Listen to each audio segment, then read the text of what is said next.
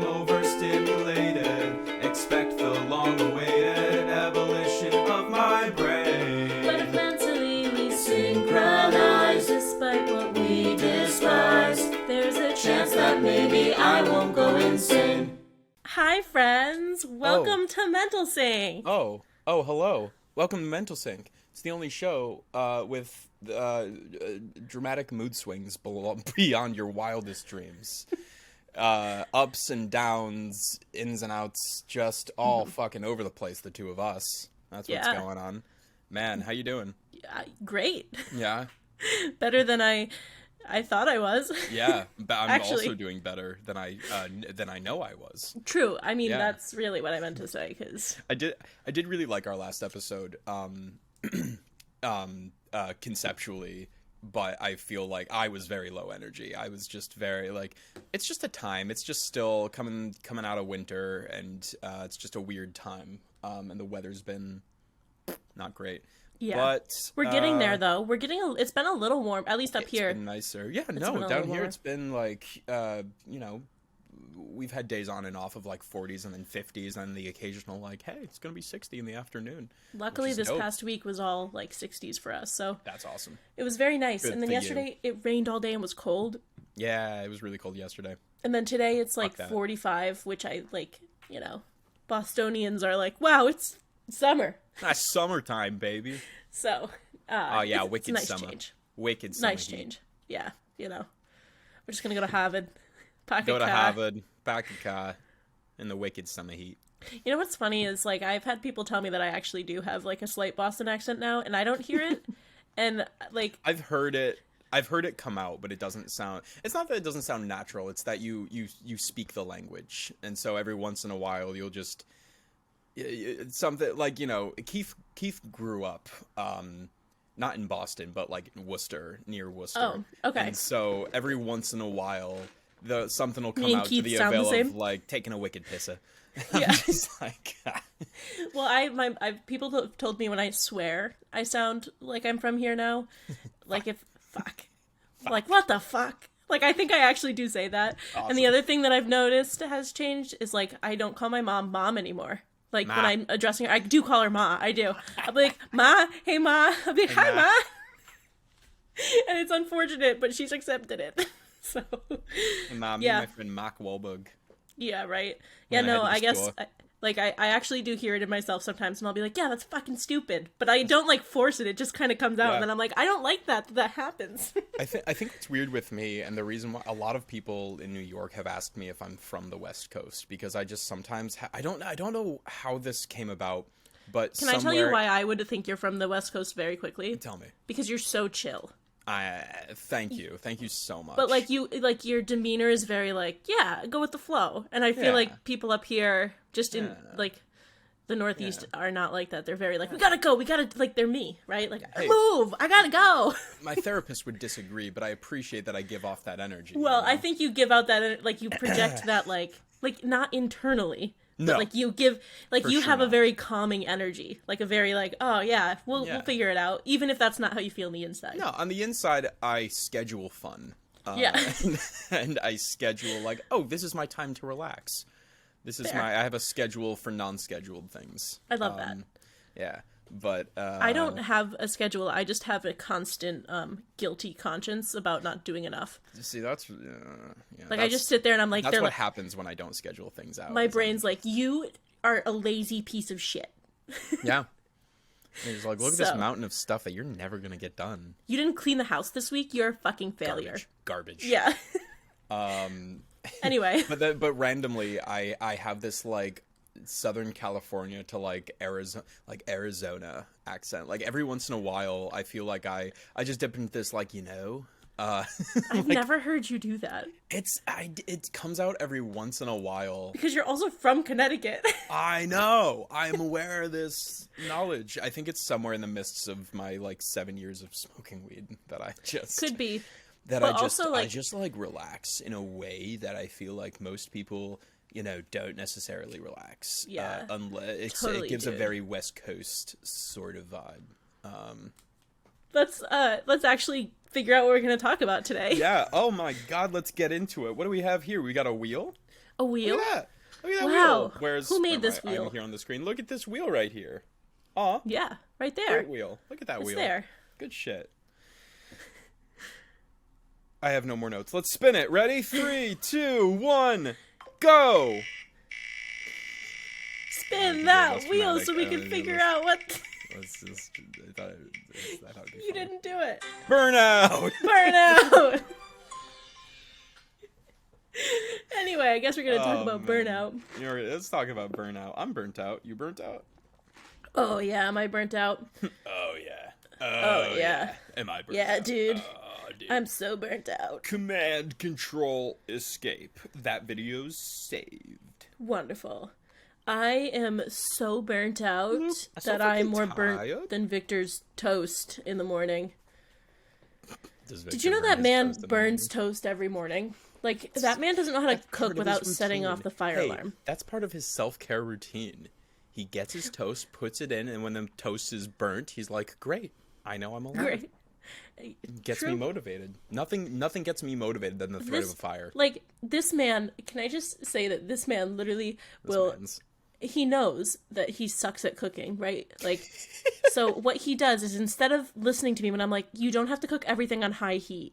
Like, you can, medium It's is like, okay. that makes no sense to me. So what he does to prep for this is he opens the windows and turns on the fan. Like, because he knows that he's going to set the fire alarm off. I respect the honesty. Yeah, so that is my man. That is the man I married. I love that man. And I love him, and he's great, but he really Yeah, just... but he burns like, toast. I'm like, babe, like, if you're cooking, like, something with, like, especially grease, I'm like, you should just turn it to medium heat. It doesn't need to be on high heat. And he's like, getting burnt by the grease, like, popping at him and stuff, and I'm like, you woke up and chose violence. Like, like, this is how his character gets built, I guess. Yeah, Like, I like to just splash myself with a little hot oil in the morning, Wakes make sure me I'm up. still alive.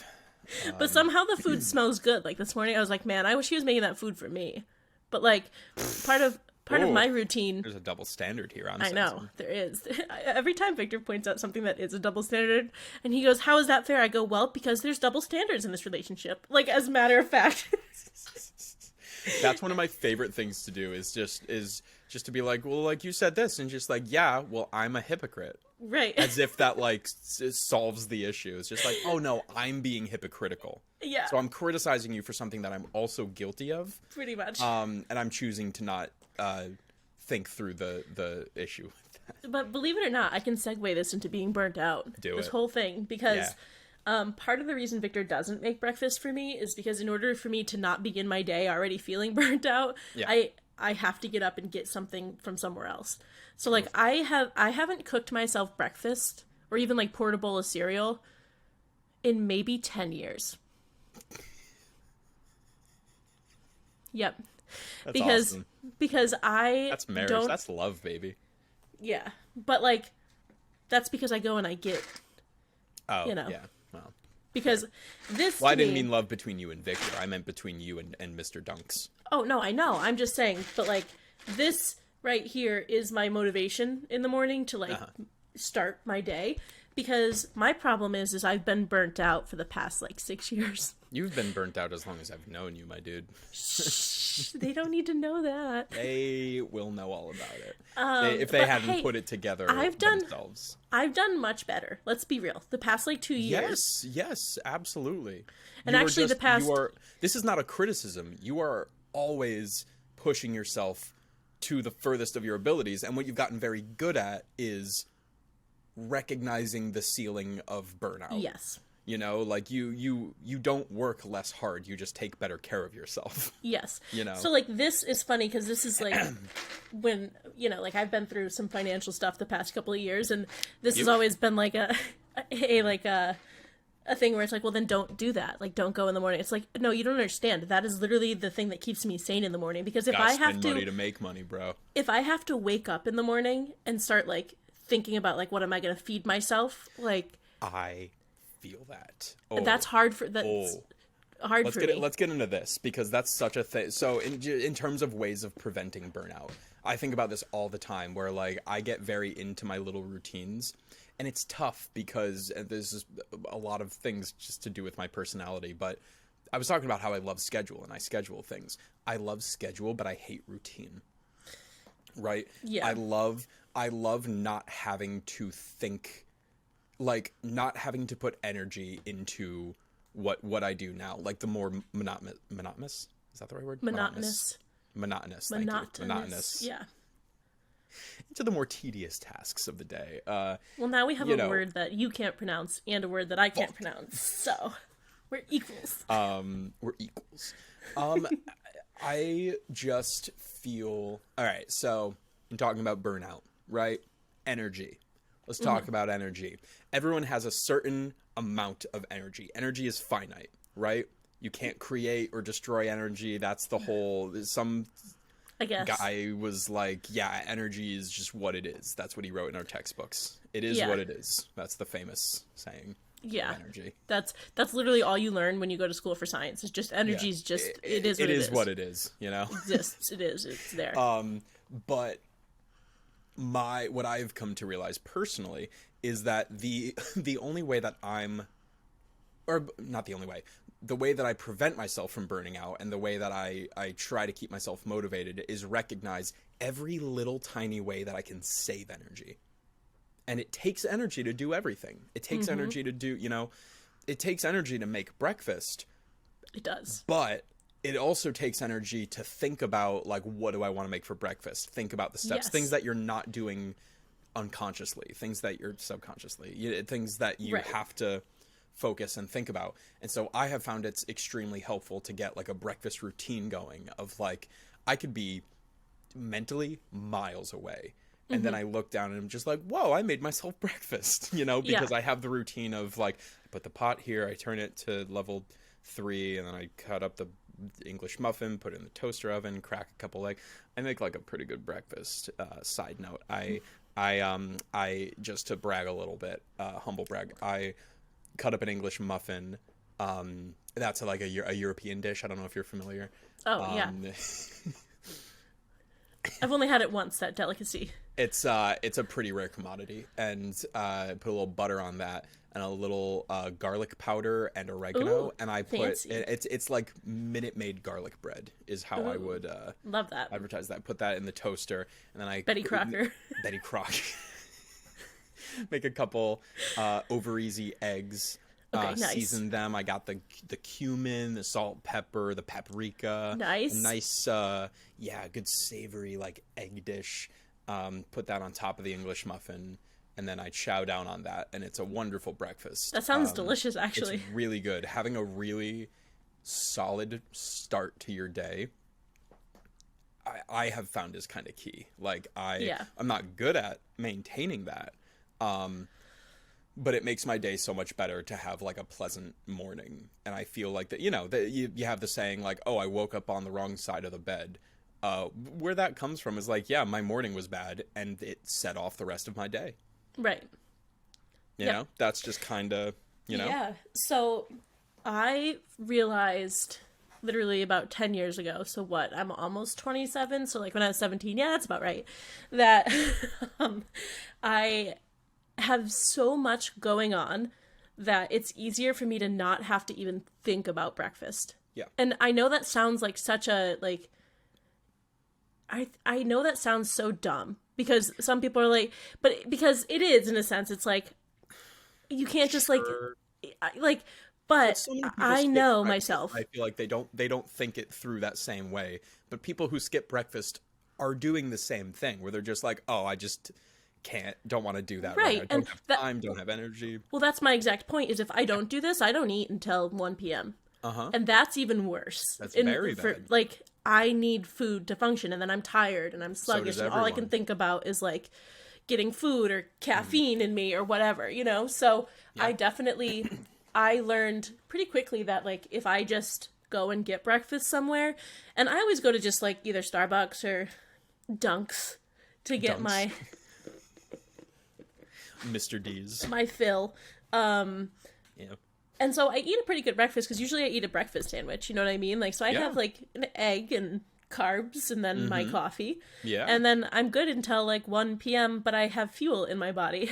So, it's like one of those things that for me, it's really helpful, and it helps me not have an extra thing to think about, because especially with my ADHD, I am somebody who is constantly thinking about what's coming next. And if I let that consume me, I won't eat at all. Yeah. Yeah. Because I won't. And there's been days where I realize like 7 p.m. comes by and I'm like, wow, I'm fucking hungry. Like, and then I'm binge eating at the end of the night because I haven't eaten anything all day. So for me, this is a means of survival. And I think it's hard to, in a sense, understand that if for somebody who isn't me, right, can be like, oh, well, I just have made this part of my daily routine, right? Like, that's what you do, and that's great. But for me, that doesn't work, because that's so much effort. And plus, I'm not a morning person. I am not a morning person. Like, people know, like, trust me, my mom used to be like, yeah, we don't talk to Emily until about an hour after she wakes up. Because it's not that I'm mean, but I'm just kind of like, I need that time in the morning to, like, first of all, what happens when I wake up, and I think this is an ADHD thing, is I'm already like, okay, I have to do this, and then I have to get, like, my mind is racing the moment my eyes open. And it helps that as soon as I wake up, I take my meds, because now that, like, brings that down a little bit, and I can actually be like, oh, I have some time, I can, like, relax. But the moment, I kid you not, the moment I wake literally open my eyes, I'm like, wow, I have to get up, I have to get in the shower, I have to do my hair, I have to brush my teeth, I have to then get out the door, and then I have to go get my coffee and my breakfast, and then I have to get to work, and then after work, I have to get this done, but maybe while I'm at work, I can get this done. Oh, and when I'm driving home, I should probably call this person, because I have to make sure that this gets done, and then when I get home, oh, I also have to do this, oh, and then I forgot to drop off the packages, and that's happening within, like, 10 seconds of me opening my eyes. I really, really hear you. I think it's, because this is where, you know, it's very difficult to do this, and this doesn't always come, like, easily to me, but what I think I've realized is, number one, like, yes, that's roughly what happens to me every morning, is on top of how time consuming and, you know, how much energy it takes to do all of those tasks, because everything you just named is a lot, it is so much easier to do those tasks and to, like, go about that day if you are not stuck in the puzzling era of, like, what is the most productive way? What is the, you know, if you're not problem solving amongst doing those tasks, because that is one major task overtaking all of your other shit that you have to do. And I shut down if I'm having, like, an anxious day, and I'm just like, oh, I'll play tomorrow, or, like, I'll play it by ear, like, I'll see. I have this problem constantly where I will be like, okay, I want to work out today. I also have to eat healthy. Like, I guess I should eat this type of thing before I work out, but I am hungry. I don't want to not eat something until lunch. Should I eat beforehand? Let me put on my workout gear. I'm going to put that on. I do have this thing later. If I don't work out, then I don't have to shower for that, which will save me more time. Maybe I work on my writing career, and then in 4 hours have passed and I'm just sitting on my couch, haven't eaten, haven't showered, haven't worked out. Just like, how am I possibly going to make the right decision? And then I make no decisions and I burn out. That's been roughly the last month for me, I would say, which has been not great. Well, But real quick, what I've found really helps me when I'm in the mental health space to do this, I try as much as possible, is scheduling my day the night before. And not scheduling strictly, but like a plan of, like, you know, this is how long it'll take to do this. If I wake up at 10, I can go do this. There's my problem right there. If I wake up at this time, I can do this. And then I fail. But I have a schedule to be like, okay, I am this much behind. Like, it's just written there. Yeah. And so I can see, okay, these are my priorities. It's just, it takes out like 5 steps of problem solving to have that reference there. Well, part of my issue is, and this has actually been written in my little plan, my little, my diagnosis when I took my test for ADHD, is I'm like time blind, and also I struggle with prioritizing things, like what's more important. And I've gotten better, like I've gotten better at that definitely in the past couple of years, but that's something that I genuinely am like, I don't know, I just want to get it all done. Like, in my mind, they're equally important. So when someone's like, well, what should you really like be focusing on? I'm always like, all of it? Like, I don't know. I just can't, for me, that's something that I really struggle with, is like figuring out what is most important. What do you prioritize? Your career and like financial stability, your mental health and your happiness, your physical health and whatever. And it's like, those are completely subjective. Like, there are just completely subjective different philosophies as to which is more important. It's like I can't rank different types of health and different. It's all important. Yeah. Well, even with that, like, for me, it's like that's big enough as it is. But when you break down little tasks for me, right? Someone would be like, so like, for example, like I know tomorrow for work, I have a specific set of tasks, but I also know that I'm going to stream tonight and then I have to get orders out on Tuesday by Tuesday. So what's going to happen to me is since I work from home, I have access to all the orders and I could pack them, but I also have access. I have to get my stuff done for work. So if someone were to look at me and be like, well, what is more important? It's like, it's all important. It's all important. How do I figure it out? So actually, I have a solution to this that I just found last week. Give it to me. Hit me with it. It's an AI like calendar thing. It's called Motion. Okay. And basically you sign up for it. I'm still in the free trial. I haven't paid for it yet, but I think I'm going to pay. It's like $20 a month, which is up there for like a calendar type subscription. But you enter in all your calendars. It syncs all of your events into one thing. And what it does is it allows you to brain dump, right? So the first thing I do in the morning is I'm like, I have all this done. And then I have to get this. And here's this task. And what it does is it allows you to put in, there's a soft deadline for this. Is this something that can be done after working hours? Like what? And so you can put in the time it has to be done by, and then it automatically orders tasks for you. And if you don't get something done on one day, because you check it off as you do it, and you can click start so that it knows the accurate time. Like it actually will learn the amount of time it takes you to do like recurring tasks so that you know. Wow. Yeah. So basically, like the other day, I didn't get a bunch of stuff done on Friday just because I got caught up in I got some random project thrown at me and I immediately put it into this calendar and was like, this is going to take me like 3 hours. I know it is. So I put that it needed 3 hours. It had a hard deadline of 4 p.m. And then it rearranged my schedule for that day and moved some of the things that I didn't mark as like important. Yeah. So I've been using that for like a week and I've been consistently using it. And it's because it reminds me too. And it'll put the tasks in my calendar. So I'll show people who are watching. Yeah, check out the video on here. if you want to see this hot tip. So this is just my Google, and this isn't a lot right now because I haven't put like a lot in here. But so for Monday, and it keeps time, right? Like so this is my actual Apple calendar. Yes. However, I scheduled all this on Motion. So it puts it into your central calendar, but it will also pull things from different calendars and also put it onto your central calendar. So you don't have to worry about having like multiple calendars. Yeah. So like this is a meeting I have to attend at 9:30 in the morning and I have 2 tasks that are hard deadline to be done before that meeting. So, and then it moved it's gonna things. Send you reminders about those tasks as well? Yes. That's awesome. And then if you move to Tuesday, it did the same thing with some other tasks that I didn't finish on Friday, but it knew that I had hard tasks in the morning on Monday and a hard task in the afternoon. Oh, shit. And it moved the other things that I put in here on Friday to Tuesday. So, all right. And you can block it in 15-minute time, 30-minute times, an hour, 2 hours, whatever, however long you know it's going to take you. And then again, with recurring tasks, it learns how long it takes you, and so it'll adjust to be like, oh, are you sure you want to schedule this amount of time for it? Or so it's been really, really helpful, and it also has different views. Like, I like the calendar view because it's like, okay, at this time, for me, that's more helpful, but you can put it into a, like, dashboard view. Here's your top priorities. Here's this for the day. Type of a thing. Here's the other things you want to get done. Here's the things you can get done outside of working hours. So you also like make your schedule when you first sign up. Like, here's what the times that I'm working, and then you can create tasks. And then it continues to adjust and like develop as. But you can also make 2 separate like projects, right? So one of my projects is work.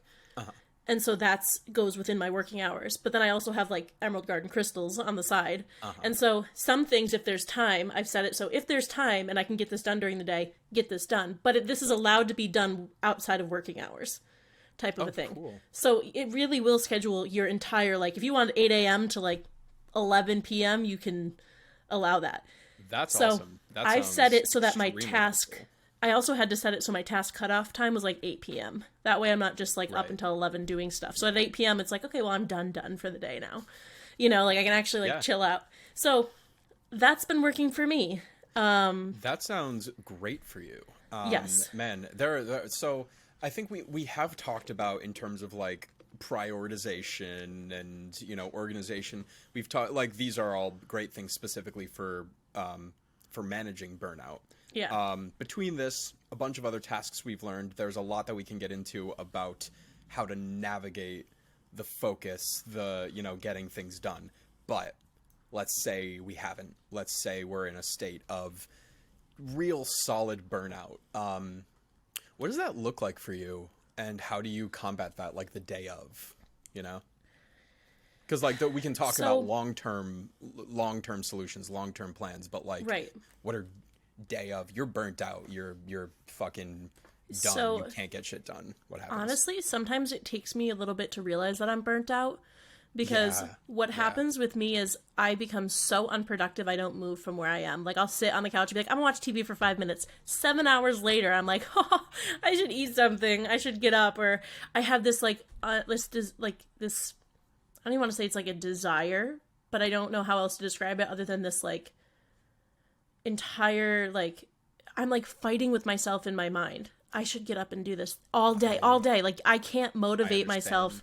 Completely. So I have this like desire to just sit on the couch and do nothing. But I can't just sit on the couch and do nothing because the entire time I'm like, oh my God. Yeah, it's not like you're actually recharging. It's not like you're just feeling guilty and gaslighting yourself into feeling like you should be doing better, No, I've been having this. You finish your train of thought, but I have something to go. I was just going to say that I like one of the biggest things that I struggle with burnout too is I'm not typically in my adult life. I've learned how to manage my emotions very well, and I don't really get upset about stuff. But when I'm burnt out, I like will cry. Yeah. And that's like my biggest indicator of burnt out. I got a tangent, my dude. Yeah. So I just want to say one thing please, example. Please. So I've been burnt out for the past like month or so, like very burnt out. And I've had so much shit going on, and that like, and it's not even just work. It's like personal stuff that's just been like, it's like when it rains, it pours type of a thing. Yes. And so I was talking to my boss last week about something, and she just kind of was like, oh, well, I just want to make sure like this is improved upon. And I started crying. Yeah. And it wasn't, and she was like, I didn't mean to upset you. And I was like, it's not you. I was like, I've had some really serious personal stuff going on the past couple of weeks. And I think that this just pushed me right over the edge for like exhaustion and like mental exhaustion. And I couldn't stop crying. I sat there, she was still talking to me. I was like, yep. Okay, she's like, I really didn't mean to upset you. I'm like, you literally did not upset. It's not you. It's like literally no. I've been feeling the exact same thing recently. I've also been very, very burnt out this month, and something that I didn't quite realize as much as I'm starting to realize is how much, you know, because there's the obvious ways that the burnout shows itself, which is like, on paper, you're not being productive, like you're not getting all the things done. Second is something you said about this like weird lack of motivation of a quick tangent. I've been unemployed for the last month, figuring that out. It's all good and fine. But I've had weird insomnia issues, which I've never had. I'm very lucky to have never had, but I never have this much trouble sleeping through the night. It hasn't been consistent, but like a couple weeks ago, and this is when I started being like, okay, I'm going to find a therapist, and I'm starting therapy again, which is wonderful. But I found that I got into bed at about 10:30, 11 p.m. and was like, yeah, I'm going to watch a little something, start winding down. This is my usual routine. I could not I tried to go to sleep, and I woke back up and got a snack, which I never ever do, because I was like, I just feel insane right now. Like I need to calm myself down somehow. Couldn't fall asleep until 6 a.m. A little after 6 a.m. actually. And that is what it is. But what was frustrating about that is my melatonin is right next to my bed. And I know that when I can't sleep, or if I need to get to sleep and wake up early, whatever, I take the melatonin, and in a half an hour it will wind me down. And I just sat there staring at it, and I like couldn't bring myself to take it. Yeah. Which was like a weird level of burnout that I'm not used to. Maybe I'm used to feeling, but I'm not used to acknowledging. I just have a question about melatonin for you, because I take melatonin and I feel like I got hit by a bus when I wake up. How do you feel when you wake up after taking Depends melatonin? on the dosage. Sometimes I feel like I get hit by a bus. It Because depends. it doesn't matter what my dosage is. Like, I always feel like I got just knocked down, and That's the case it for a sucks lot of because people, I think. I think actually I'm also very used to being high. yeah. And so I think I'm used to just navigating that level of lower body energy. See, my problem Something is to work on. I'm actually like a diagnosed insomniac. Like I actually genuinely struggle with insomnia, like every day of my life. And so melatonin, it knocks me out if I take the right amount of it. Sometimes But then you can't get back up. I literally cannot wake up in the morning, and then A lot of people say the entire day. It's not even like a couple people. Some people are like, oh, for a couple hours, I definitely feel like I'm like lagging. I'm like, no, all day long, I'm like. What dosage do you take usually? I don't even remember because it's been years. Right. Like, Because I'm sure it does to an extent differ from the dosage. Like I'm sure even if nothing has worked, I take 10 milligrams, which is like a lot. The other thing that I think I can say about that is I also wonder if what happens is I actually get quality sleep for the first time in a while. And so my body's like, holy fuck, we're tired. Yeah. What the fuck? I think so. Yeah. I think that might be something that's happening too because, yeah, I know. I really struggle with melatonin. It sucks because Victor takes melatonin, he goes to sleep, and he wakes up feeling great. And I'm like, I want that. I know, I want man. that in my life. I know. Anyway, sorry. I just was curious. No, it's okay. No. It makes sense. The whole tangent. But yeah, so the level of burnout that I've been realizing I feel is like this lack of motivation. I usually equate it to, okay, I want to try to go for a run or work out, but working out is unpleasant for a lot of reasons. The reasons why almost everyone can relate to why working out is difficult. It's unpleasant. It's physical discomfort, and you're pushing yourself. Right. Eating healthy is something that I want to do, but like sometimes I'm just like, I can't do a salad right now. I need a sandwich. I need bread.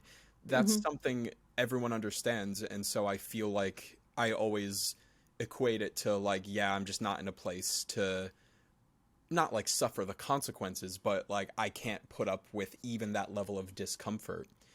And it was when I didn't take my melatonin that I realized that's something that has zero negative consequences for me. I don't feel the burnout usually, unless I'm like really sleep deprived. But from melatonin, I don't usually feel the burnout. I don't have any issues with taking. I love taking medicine. Taking medicine's terrific. And I couldn't bring myself to do it. And it's just this level of, truthfully, depression and burnout that I just don't think I've realized I'm working through, which is what pushed me to then be like, okay, I'm going to start therapy this week. And that's, and on top of that, what you were just saying too about like, I have found that the burnout, the way it shows in me, other than like my general lack of productivity, the way it comes out socially is I feel so sensitive. I feel so like rejection sensitivity. Like if somebody could just be like, oh no, like I can't do that today. And then you're like butthurt type of a thing.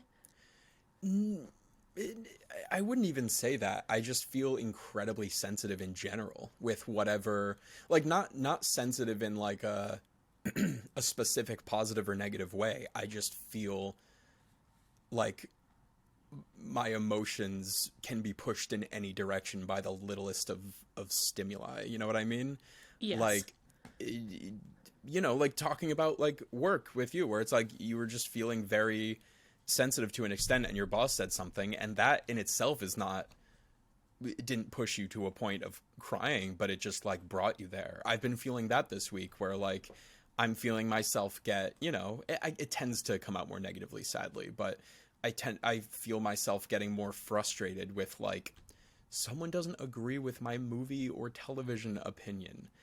And it makes me just surge deep into my insecurities of like, is this good content? Do I have the ability to navigate good and bad content? That reflects on my ability to be a writer.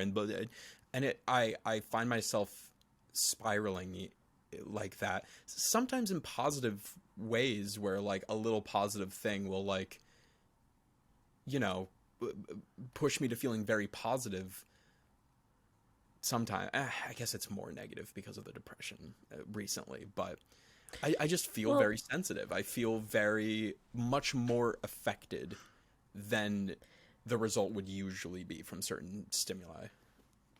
So I have like a comment as your best friend. Okay. And I felt that way literally right before I started to look into like getting diagnosed with ADHD. Like everything that you're saying, I'm like, to kick in, and then I'm gonna get tested. I promise, so hard. Because my problem was that, like, yes, I think that both you and I are doing too much. Like, I definitely think we're very burnt out because we do a lot all the time, and we have a lot of mental health stuff going on, and we have high expectations of ourselves, and we're trying to be the best versions of ourselves that we can be, and that's a lot of pressure. Like, that's a lot. Yeah. But in itself. But I don't. Sorry, finish your point, please. Well, I was just gonna say that I like right before I was experiencing what you were experiencing for about 4 months straight before I was like, I need to get tested. Like, I need to figure out what's going on. Because, and the reason why, like, I jumped to, like, oh, I need to be tested for this is because my therapist has already, like, had kind of planted that seed of, like, you know, do you think, like, because, so what was happening with me really is, like, my ADHD, I didn't know I had ADHD until people started, like, therapists and my doctor even started just, like, hinting at maybe I had it.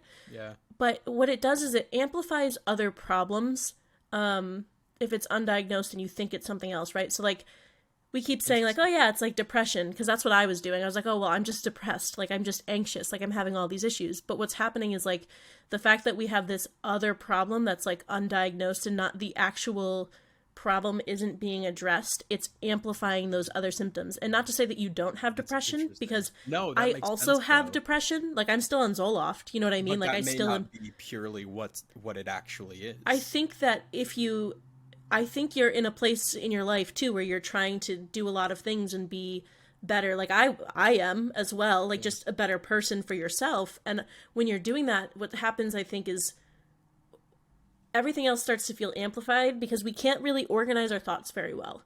Like, we can't really, like, take a minute and be like, all right, why do I feel this way? And there's a lack of, part of the problem with ADHD is you have a lack of dopamine being released into your brain, right? So is that the case? So I did not know that. So yeah, serotonin is a happy thing, right? Like that's why we take Zoloft. It increases the amount of serotonin that our brain is like absorbing. Yeah. But what about dopamine, right? We all need dopamine. And so what happens with people who have ADHD and get into this like ADHD paralysis type situation where can't get up, can't clean, can't do this, don't want to sleep, don't want to do that. I just want to like lay in bed. I just want to do things that bring me happiness or make me feel good. We're searching for dopamine, right? We don't want to do a task that's not going to give us this reward that makes us feel motivated and makes us feel good about ourselves. That's why people with ADHD struggle with organization. That's a mundane task. Who wants to fucking organize? Who wants to clean their apartment? Not me. I don't. I still struggle with that on medication because I'm like, it's true. Yeah. And so what I think is happening to you, and again, I am not a doctor, but I think you should definitely bring this up, is I think that you definitely have, just knowing you and like our relationship, I definitely think you have some form of depression, like just because of just the way that what it is. And because I do too. Yeah. But let me tell you that who doesn't, right? I decreased my Zoloft when I started my, at first it was Vyvanse. When I started like ADHD meds, I was able to decrease my Zoloft, and I feel there's times where like I wonder, I'm a little nervous, but I wonder if I could even go down further on my Zoloft, because it's not a mood thing. It's not like, oh, I'm depressed, I'm not happy. I'm overstimulated 100% of the time. I'm burnt out 100% of the time because I can't find motivation to do things because these things are so mundane and so annoying and so like I've been doing all this and I'm not reaping the benefits of them yet. And so I'm not receiving reward. I'm not receiving reward to make my brain be like, yeah, let's do that again. That feels good. So like another thing I can like, this is also like, I was struggling with procrastination. Like part of the reason too, this was so serious for me is because I actually like didn't do well in school. So, like, I was like, why can't I sit down and convince... I am so interested in this subject. Like, but why can't I sit down and write an essay? Well, because that fucking essay takes X amount of time to write. So I'm procrastinating because because that task isn't fun to me. And it's not fun because I submit it and then I sit there and I'm worried. Did I do well? I'm not receiving a reward for doing that. So my suggestion to you after this entire tangent about this is reward yourself for like small tasks. So like if you are like, oh, I really need to like get up and just take care of this, I would say like, but when I do that, maybe I'll reward myself with like 5 minutes of like screen time. Like I know that sounds like a kid thing, but like maybe I'll just like watch TV for like 15 minutes or I'll watch one episode of something. Hot take, we need to normalize using the term screen time for adults because I have realized recently how little I actually pay attention to my screen time intake. Yes. And, you know, it's one of those things where it's like, yeah, I know, I gotta have less screen time.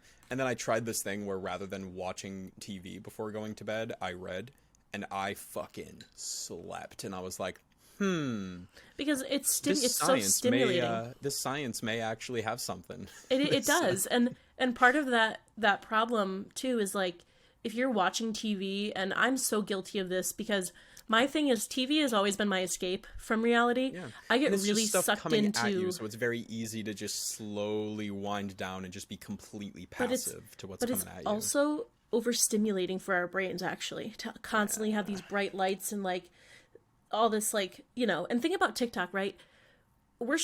There's actually science to prove that we're shortening our attention spans. Yeah. Because entirely. Think about it. Like, if you have a TikTok video that lasts more than a minute, most of the time I'm like, next. Like, you didn't get to the point fast enough. Yeah.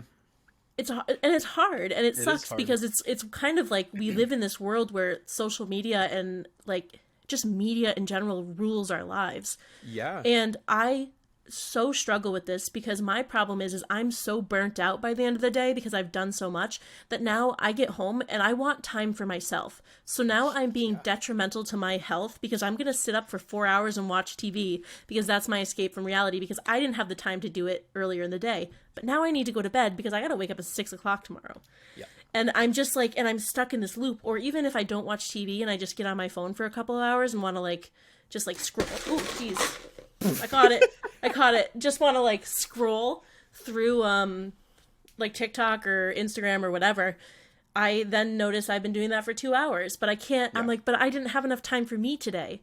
So I'm trying to like compensate for things I didn't have time to do that I enjoy, and that's also like, well, if I have to do that at the end of the day, I'm clearly doing too much. Yeah. So it's a matter of constantly evaluating where you're at because I really don't want to go to sleep at 2 o'clock in the morning every day. But can I tell you that I go to sleep at like 2 or 3 o'clock in the morning and then have to wake up at 6 because I don't have enough time for myself at the end of the day to really unwind and relax. And it doesn't just affect my mental health, it affects my relationship because by the time I get home, Victor's asleep. I don't have time to spend with my own husband sometimes. Real. And, like, even this morning, right, like, I woke up, I didn't fall asleep until maybe, like, 4 o'clock last night. I slept through my alarm at 10, which I allow myself to sleep in on the weekends just because I do get up early during the week. Yeah. I slept through my alarm at 10 a.m. I got out of bed after I texted you because we were going to start at 11. I got out of bed after I was like, yeah, I'll get up and get ready. I kid you not, John, at 10:45. But I did the same thing. So you're like, I slept through my alarm. I'm so sorry. Could we start later today? And that text woke me up. I love that. I was like, holy shit. Like because I think what happened, because I set my alarms to wake up for then, and then Sleepy John this morning, the brain took over and was like, no. You said 1 p.m. And I was like, I did say 1 p.m., which I did say 1 p.m. last Sunday. Yeah. We said 1 p.m. last Sunday, and my brain was like, 1 p.m. I was like, 1 p.m. I can sleep. Thanks, man. Appreciate you. And then he, Sleepy John caresses me as I fall back asleep. Right. And that's a big struggle for me just in general because I'm not an early morning person, but I also want to have a morning. Like, I really envy people who get up in the morning and they have time for themselves. I wake up and I just immediately get ready and then I have to run out the door and just start my day. There's no time for me to be like, wow, I'm alive and today is a great day. And I want that. I desperately want that, but cannot do it. Like, I have struggled for so long. My favorite thing, I love already being awake in the morning. You know what I mean? I love having that much time to my day. Getting up is what's hard. Like, Oh my God. I'm not a morning. It's weird because I don't feel like I'm a morning person because I can't get out of bed. And I could stay up. It's so much easier for me to like stay up until 5 a.m. than get up at 5 a.m. I've had to get very good at it because of work, but Right. he says through a yawn. A little tired, huh? A little sleepy. But I did that a couple times this summer where I was off from work and I just like woke up and I was like, I just had this thing where I was like, I want to wake up at like 6 a.m. Because it's summer and the sun rises late and I want to get up and go to the roof and watch the sunrise. And there's something very cathartic about that because then your day, having that much time left in your day is so energizing. Right. And it's like, let me just enjoy my morning, right? Yeah, like, let me just like... What I've been really struggling with, especially this last month, has been I keep sleeping in, which is like, you know, then when I'm talking to people about that, they're like, well, that means your body needs it. And I'm like, I know, but I also think my body just wants it. Mm-hmm. You know, trying to navigate the difference between what my body wants and what it needs. You know, it needs sleep. It wants pizza. And it's kind of hard to draw that line. Well, you know, what really screwed me is this time change. Because... Yeah. Because, right, I was going to bed at 2 a.m. I was going to bed at 2 a.m. And now I'm technically going to bed at 3 a.m. because it feels like 2 a.m. And when I was out in Tucson... part of me is like, I should just move to the West Coast. I will never move to the West Coast. But anyway, part of me is like, I should move to the West Coast because I was out there. I got up every morning at like 7 a.m. But if you think about that, that's like 9 a.m. like our time. Yeah. So I'd be up at 7 a.m. I'd go and get my coffee and I would go for like a self-care drive because I love driving. And out there's like nobody in the desert. And so I would drive up this, like, every morning I did this, like, a different path up into the, like, Saguaro National Forest, where all the cacti are. And then there's, like, little spots to, like, stop and, like, look on the mountain and stuff. And I'd do that for, like, an hour in the morning. And then I'd sit outside and I'd just, like, be by myself and, like, listen to everything. And then I'd get back in my car and I'd drive and I'd then go to the gem show. And because I would meet up with my friend who lived an hour and a half, like, north of Tucson. I'd meet up with her around, like, I don't know, 9:30, 10. So by the time I was able to do all that, I felt so good. In the days, like, I would sleep so well. I'd get there and I'd be, like, so tired by, like, 9:30. So I'd be in bed by, like, I'd shower and be in bed by 10:30 and they'd be up at 7. It was such a beautiful, like, freeing routine. And that's the thing that I kind of want to get into is that, like, what I have trouble with is the what we've kind of been talking about is like the pressure that we put on ourselves is what I think makes the burnout snowball and the pressure of trying to get things done. And there's obviously this makes sense, but having so much time left in your day just is less pressure, obviously. Because you're like, oh, I can get all these things done and kind of take my time. So my problem has been, for various mental health reasons, I've just been waking up at like, I had days where I woke up at like 2-3 p.m., which is very bad and I don't want to do. I hate it when that happens. Sometimes you need it, but it was becoming consistent and I was like, I gotta stop this because I wake up and then within an hour of waking up it's 4 p.m. and I'm the day is ending and I just feel then I start getting down on myself and being like, I'm not accomplishing anything. I should go to bed actually at like 11 p.m. tonight so I can wake up at a normal time. And I try to do that, but because I've only been awake for like 6 hours, I can't fall asleep that well. Or sometimes I do fall asleep and I just still sleep the same amount of time. And I'm like, what's going on? It's been a spiral. It's been a whole thing. I've been there. But like, what do you do? What do you do? What do you do on the burnout days? On the days where something else I was finding that Keith had to point out for me is that like I was burnt out and I was not getting stuff done, and that's okay, but I wasn't recharging. Rather than committing to recharging, I was just feeling guilty every single day for not getting things done, and then after the day ends being like, well, I guess that was a day off. Yeah. But I did not So, enjoy that day off presently at all. Like, what do you do? How do you get out of that so funk in a day? what worked for me. So one of the things is sometimes it's hard to take, especially if you work full time and you have to be somewhere, or like you're committed to having like from 8 to 4 I have to be at work. Like there's no time for me to take that off. What happened to me, so Tucson's a great example because I was genuinely feeling burnout before I left for Tucson for a week, like to the point where I was like on the verge of just like rage quitting my job, and it wasn't anything anybody else was doing. It was more so that I was just like so overstimulated and frustrated that people were asking for certain things when it's like, I already did this, I already showed you where this is you just being like stupid, and now you're acting like I didn't do my job, and like just dumb shit that happens, Feeling underappreciated, the burnout Yeah. causes sensitivity, And it's so just fueling itself. I wasn't sure if I was going to be able to go to Tucson because of like financial things. So Yeah. part of my decision to go, not even just to go, but part of me was like, listen, I need to take that week off regardless of going to Tucson. I haven't taken time off like that in a while. Like I've taken random days or like 2 days in a row, but like not a whole week to myself in like a very long time. So being able to like sit there and say like, oh, I'm going to take this week off and do whatever. And luckily I was able to make it to Tucson because we got like our tax refund back and it was all good.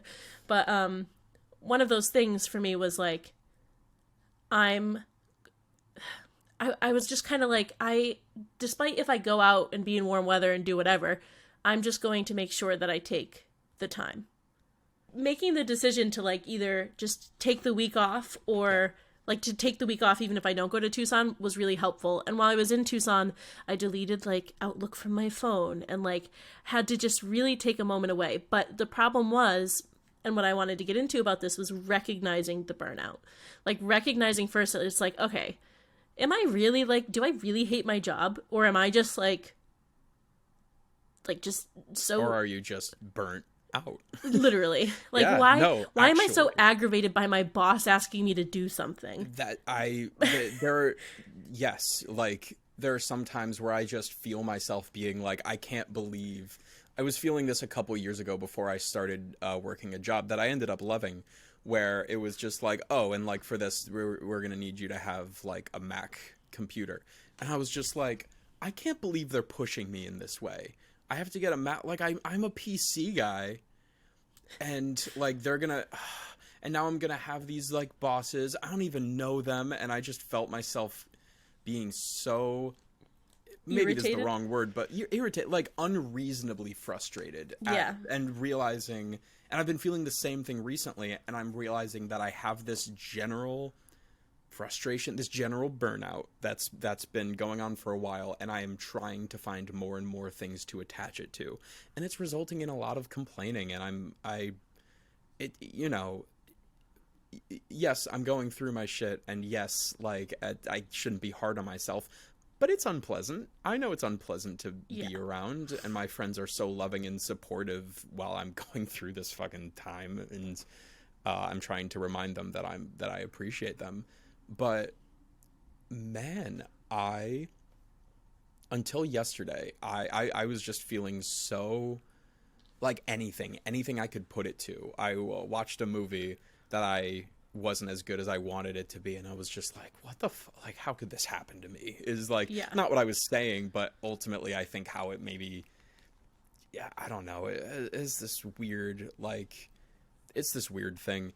And I was just feeling so beside myself, and I came home and I was just like, my social battery is absolutely tapped. And I just came into my room and I laid down, put on music, smoked, and just like sat there with my thoughts and realized, like, for me, I think, like you were saying, there's so much buildup. There's so much overstimulation and so many thoughts that I just need to, like, open the tap and just kind of let it flood out and just let all of the thoughts just go, which is why journaling has been so helpful, and writing in general has been so helpful for me. Yes. Sitting and choosing, like, oh, what I'm going to do right now is nothing, and just sit and listen to this album and enjoy the music. Any other kind of like meditative activity where you're, sitting still and just like sitting with your body and with your thoughts and just listening, just being as passive as possible, trying to solve nothing, trying to actively accomplish nothing, and just letting life happen. Let it, as Headspace puts it, it's like you're standing next to the highway, and if you favorite. it's so good. This if is my you're standing, favorite it's analogy. the best one. You're standing next to the highway. It can get really overwhelming to try to focus on the number of cars and everything passing, and it can feel overwhelming. What's important to remember is you are on the side of the highway. You can sit and you can just let the traffic pass. And you can notice it. You can notice it. You can make a note of, hey, that was a red car passing. Yeah, but there's nothing to solve. There's nothing to figure out. There's nothing at stake. Just sit there and let it pass, and it's this very freeing experience that, man, we'll do a whole nother episode on meditation at some point, but meditation is great. I need to do more of it. It's so good. I currently just hit 777 days on my streak. Nice. I need to re-download Headspace. It's probably gotten so much better since the last time I've used it. Oh, they have new like not speakers, but they have new people like running the meditations. It's awesome. I love fantastic. That. My favorite thing ever was when they came out with the SOS button. Yeah, the SOS button's terrific. The best. But anyway, but what I think I want to... Sorry. No, it's okay. You finish, actually. I was just going to say I wanted to drive home, like, recognizing burnout and then kind of start wrapping it up. Right. Yeah. No. And all I was going to say to cap that off is, man, it rose me to such a better place last night, like an hour alone. And I just kind of felt like refreshed. Like I felt like I'd just taken a nap. I was just like, whoa. I know. And what I wanted to connect that to was specifically talking about my social battery. This is something I always talk about when referring to like the quarantine and kind of what happened, at least to me and my friends, and I think to a lot of people around the world, is our social batteries got really, really tapped.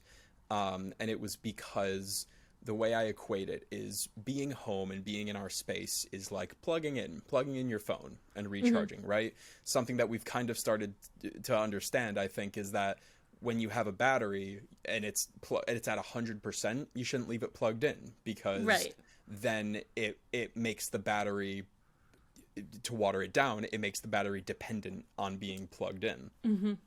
And I think that's a great analogy. Thank you so much. I'm very proud of it. We all had our social batteries plugged in nonstop for the entire quarantine. And so there was this period following the quarantine, and that I still find myself navigating today, where I'm just like, man, my battery just doesn't last as long being unplugged as it used to. And so what I've been trying to do was not rely so much on being constantly plugged into my room and go out and doing more things.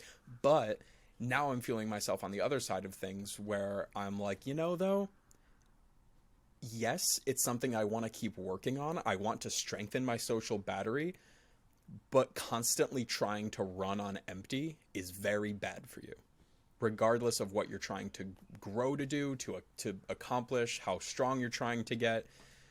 Trying to constantly, as another metaphor, like drive your car while it's on empty is not good for the system. You want to have sufficient gas in your car. You want to have sufficient battery in your phone. Yeah. Like, there's a middle ground. There's a balance. Unless you're me and you just drive your car till it's empty every time. But I don't just mean driving it until it's empty. I mean driving it on empty and not refueling it enough. Okay, forget it. We're going to ignore that. When my thing is like, oh, you have 0 miles still empty. And I'm like, that's fun. I can get to work from here. You can get to work and back into the gas station. That's good. I know my car. And that is the perfect analogy for me. That's a very good analogy, actually. Because that's how I am.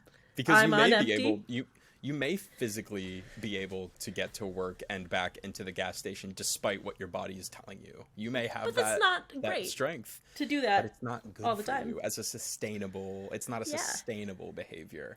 Unfortunately. And I think it's just super important to, the only way you're going to improve what you can handle, the only way you're going to be able to improve your burnout is to get really good at listening to yourself. Listen to that body, be like, what's up? What do I need right now, and what is, finding the balance between like self-care and coddling, I guess, like hand-holding yourself. Let me tell you, so that you can, because I think the first step to combating burnout is recognizing the signs of burnout. What are some of the signs of burnout, Emily? Exhaustion. Oh, so tired. Dreading work or anything. Yeah. Trouble sleeping. Oh no. Depression or increased sadness. Never heard of her. Feeling like you're drowning. I can't swim. Short temper. I was the shortest member of my a cappella group. Is that what you mean? Yeah, that's exact. No. Or no time for anything or anyone else. Hey, Emily. Yeah. I think I might be burnt out. I think so. The other thing that might happen is you might isolate yourself. So with all of that in mind, what did we learn that I should do? Wait, I have 2 more. Oh, okay. You could also get sick more often. Don't look at me. And I don't sometimes want to talk about it. I used to do this in high school, is create like escape fantasies. Like, oh, I can't wait till I get out of here.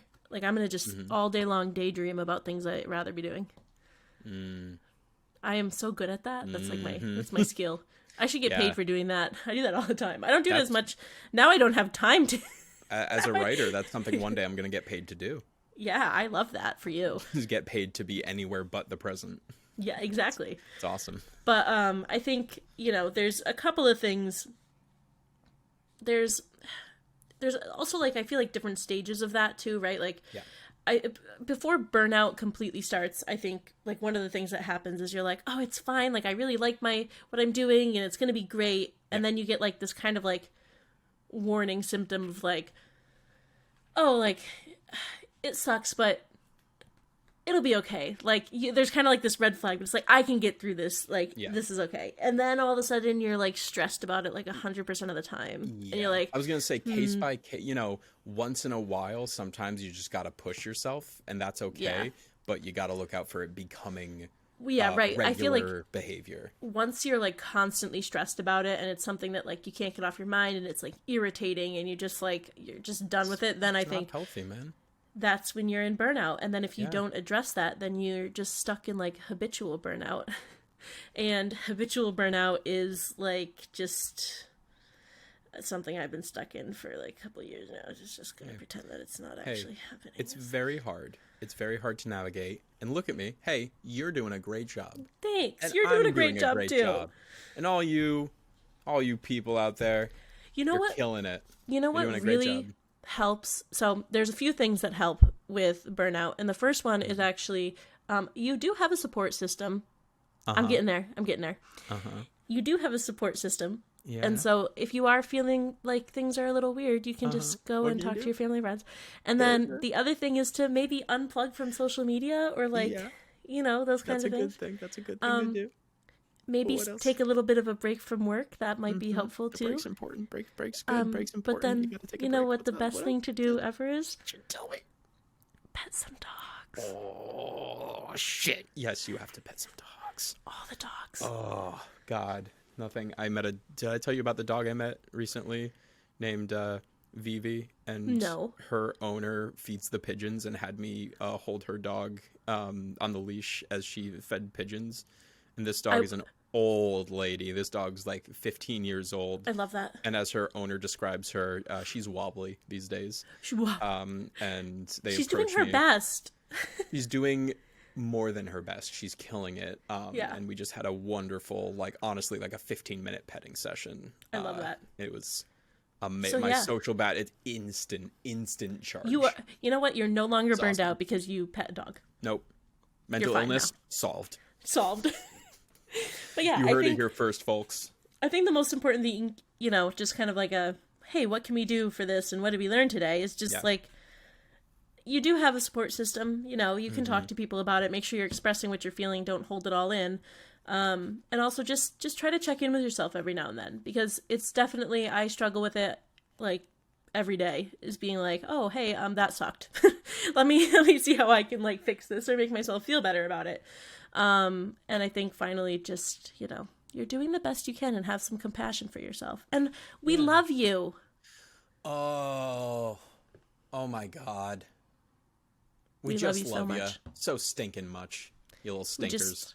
Yeah. Wow. You know. Wow. Yeah. We're giving you all the hugs and support. We're giving you all the hugs and all the support. And you know what else we're giving you?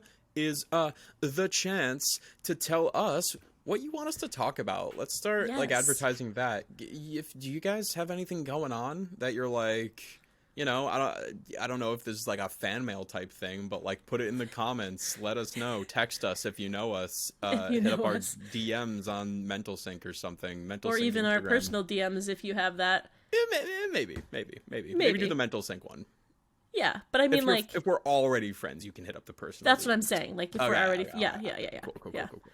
But like, let us know what you guys want us to talk about. We have plenty of things, but we'd love to just hear what's on everyone's minds these days. Yeah, and we can even be like more specific than what we do now. Like if you want to talk about like, I don't know, how to make toast. Don't ask Victor. I was just gonna say that. You beat me to it. Sorry, but you volleyed it for me. I did. But John and I might be able to teach you how to make toast. So if you want to learn how to make toast, we can totally talk about that in one of our episodes. Talk about how to make toast. Like it doesn't have to be like this whole topic of like let's talk about anxiety. It could be I want to talk about how I want you to talk about how like I'm anxious while I'm driving my car. Yeah, sure. It could be a very specific situation of like I was on the street and this thing happened and I'm not sure how to navigate that in the future. It can be like totally specific. Who knows? Yeah. We're just totally open to where this podcast goes and what it evolves into. And we want to start trying some new things. So yeah, let us know. Hit us up with that fan mail. Let us know. Yeah. We love you. Love you. And we hope to see you next time here on... Mental Sync. Yep, that's the one. Yeah. Okay, bye. Bye. Cool. Okay, are we happy?